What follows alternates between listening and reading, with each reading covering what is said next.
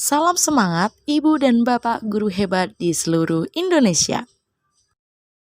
Assalamualaikum warahmatullahi wabarakatuh. Perkenalkan, nama saya Kurnia Wahyu Ratnasari. Saya dari TK Dharma Wanita, Desa Menilo, Kecamatan Soko, Kabupaten Tuban.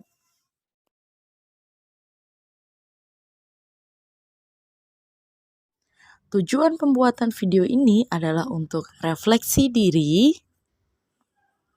tugas mandiri seri Semangat Guru 2,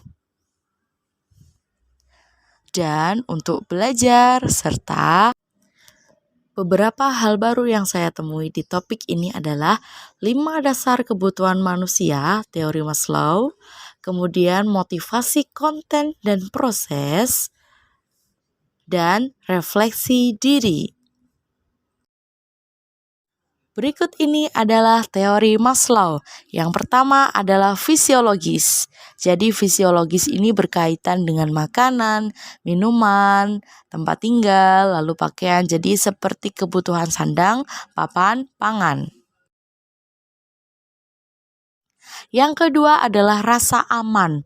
Rasa aman berkaitan dengan keamanan, keteraturan, dan stabilitas. Setiap manusia pasti menginginkan merasa nyaman, merasa aman, dan itulah yang termasuk dalam kebutuhan kita menurut teori Maslow.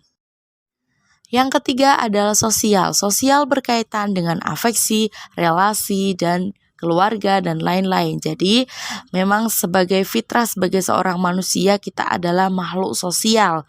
Makhluk sosial yang harus bisa menjalin silaturahmi dengan siapa saja dengan baik, karena di hubungan yang baik itu kita akan menimbulkan lingkungan dan suasana yang baik juga. Selanjutnya adalah penghargaan. Penghargaan berkaitan dengan pencapaian, status, tanggung jawab, dan reputasi. Setiap orang pasti membutuhkan penghargaan. Penghargaan itu tidak harus konotasinya seperti mendapat piala atau apa, tidak. Namun pengakuan seperti kita diakui saja itu sudah termasuk penghargaan. Jadi setiap tindakan itu pasti ada reward atau punishment-nya. Jadi kita harus bagaimana mengelola diri kita supaya diri kita tetap berada di jalan yang positif. Selanjutnya adalah aktualisasi diri. Aktualisasi diri berkaitan dengan pengembangan diri, pemenuhan ideologi, dan lain-lain. Nah, kita sebagai guru, sebagai pembelajar yang baik pasti membutuhkan pengembangan diri. Nah, di mana kita bisa mengembangkan diri? Tentu kita akan mencari kelompok-kelompok atau mungkin konten-konten yang bisa mengembangkan diri kita sehingga pemenuhan ideologi kita juga terpenuhi. Lembar aksi kita dapat digunakan untuk yang pertama, memahami kebutuhan diri. Yang kedua, menentukan motivasi. Dan yang ketiga adalah membiasakan diri untuk selalu melakukan refleksi. Jadi ketika kita melakukan apa saja, setelahnya kita melakukan refleksi, maka kita akan mengetahui di mana kekurangan kita, atau bahkan di mana kelebihan kita yang mungkin tetap harus kita tingkatkan lagi. Motivasi bisa datang dari mana saja. Bisa ketika kita sebelum memulai sesuatu, kita sudah mendapatkan motivasi dari hal yang orang lain lakukan. Atau bahkan kita juga bisa termotivasi dalam suatu kegiatan. Misal kita sedang kegiatan belajar mengajar dengan anak didik, tiba-tiba ada satu hal yang membuat kita, wah, ternyata saya belum begini.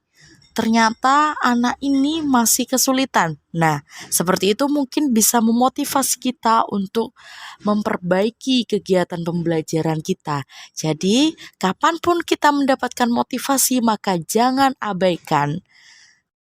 Nah, dari topik ini, maka kita akan benar-benar memahami tentang bagaimana mengelola motivasi, kemudian menerapkan merdeka belajar, dan bagaimana kita bisa menjalaninya itu secara tertib, teratur, sehingga hasilnya pun nanti akan bisa terlihat secara cepat.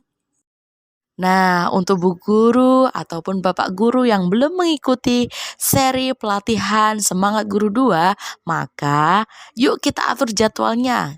Bapak Ibu Guru bisa cek di SIM PKB di Guru Belajar.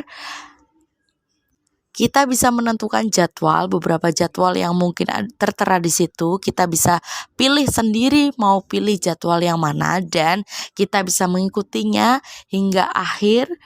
Dan tentunya ilmu-ilmunya pasti sangat bermanfaat.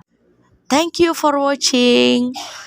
And jangan lupa subscribe. Mohon maaf kalau ada kekurangan. Dan apabila ada masukan boleh ditulis di kolom komentar. Terima kasih.